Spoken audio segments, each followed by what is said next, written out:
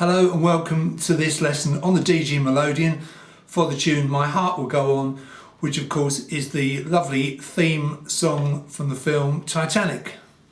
I went to see this film in 1997, was very impressed by it, and you may not think that this tune would work well on an instrument like the Melodeon, but believe me, it does.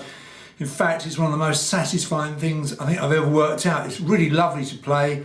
Some things are quite difficult to learn, aren't they? I don't think this is, and a bonus to that is the fact that it really feels great to play. It's got lovely sweeping in and out motions, and I think you're really going to enjoy learning to play this one and mastering it. My choice of Melodeon for this tune is this Castanari Lily. Even though it's only got a single reed on the treble side, it sounds really nice for this tune. I did try this on my Hona Erica, but it was a little bit sort of too rich sounding, if you know what I mean. The kind of plaintive sound of the single reed seems to suit this tune really well. Obviously My Heart Will Go On is a pretty complicated song, and it changes up a major third at the end. Well, we can't do that. The only way you could mimic that would be possibly to play the tune on a B flat, E flat up to the key change part, and then if you were videoing it you could turn your video camera off and then record the end bit on a DG. So you play the first part in E flat and the end part in G. That would be the right interval between the two keys, but that's a bit of a faff obviously, so I've come up with an arrangement which I think will be quite satisfying. Can't do the very end bit, but I think you'll find that this sounds pretty nice. Now there are 7 pages to this. Sorry it's such a lot of paperwork for it. I like to make nice big sheets for these tunes so you can read them easily. I'm a little bit challenged sight wise, so I tend to like nice big font sizes for the notes, so apologies for all the paper, but I sort of spread mine out. In fact, I sellotape mine together and I find it works pretty well, and obviously ultimately you should try and learn to play the tune off by heart. Page 7 is an alternative page 3. It's kind of a harmony page, and we'll deal with that when we get there. But let's start obviously with page 1. Now it's a bit tricky this. Some of this is in E minor and some of it is in G major.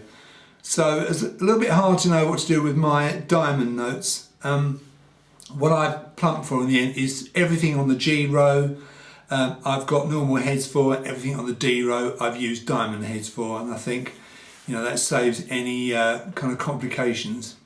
The introduction is the first page, and it's the kind of pipe solo at the beginning of the tune, and we start with a pickup bar, so an incomplete bar. It's 4/4 time signature, so you go 1, 2, 3, and you play those 2 notes on beat 4. In fact, 4 and those 2 quavers.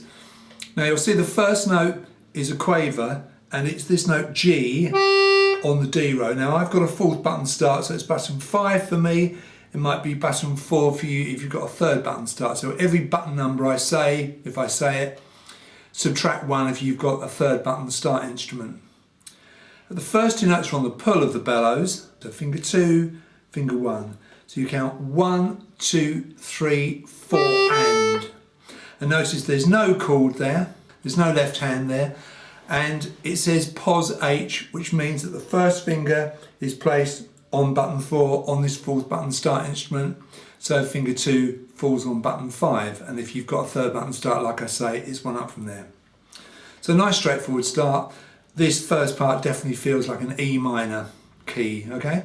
So it's 1, 2, 3, 4 and.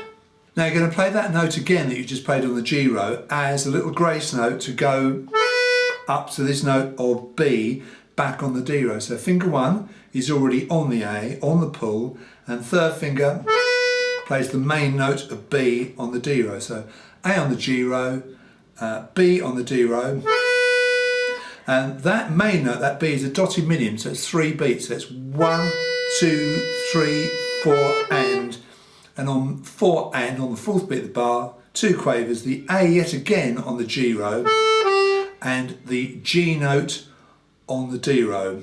That's the note you started on. So you got, and I'm sure you'll recognise that very famous part of the tune. Okay, let's deal with the bass of that first bar. We have E minor chord, which is button number 1, and E bass, which is button number 2. So you see E minor over an E bass, so it's sustained together. Just to explain, normally chords have a lowercase letter, but I think it looks a bit weird, a lowercase E and an M for E minor. I always give all the minor chords a capital letter. So quite simply, it's an E minor chord with E bass played together on the pull, obviously. So I'll put that first bar together for you. And so you keep on sustaining the chord as you play that right hand. So from the beginning, it's 1, 2, 3. And so far everything has been on the pull. Let's go to the second bar. Just to explain that the pickup bar is bar 0, so the second bar is the second bar on the second stave. And you'll recognise it because it's got D basses with asterisks. I'll deal with those in a minute. Let's look at the right hand first of all. The right hand is played like this. Now we have an A and a D on the D row, both have diamond heads. And they're quavers, so 1 and the D is tied to another D, so don't play that second D, but hang on for a further 2 beats. And on the 4th beat of the bar, you change from a push to a pull as you play the C on the G row, finger 2, and the B on the D row, finger 3. So it's timing wise 1 and 2, 3, 4 and 1 and 2, 3, 4 and.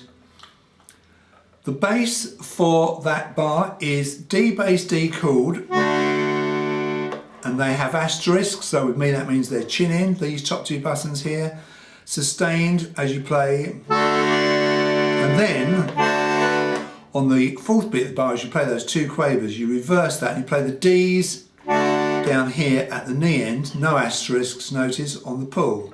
So push, and then pull. So it's... So let's recap from the beginning now.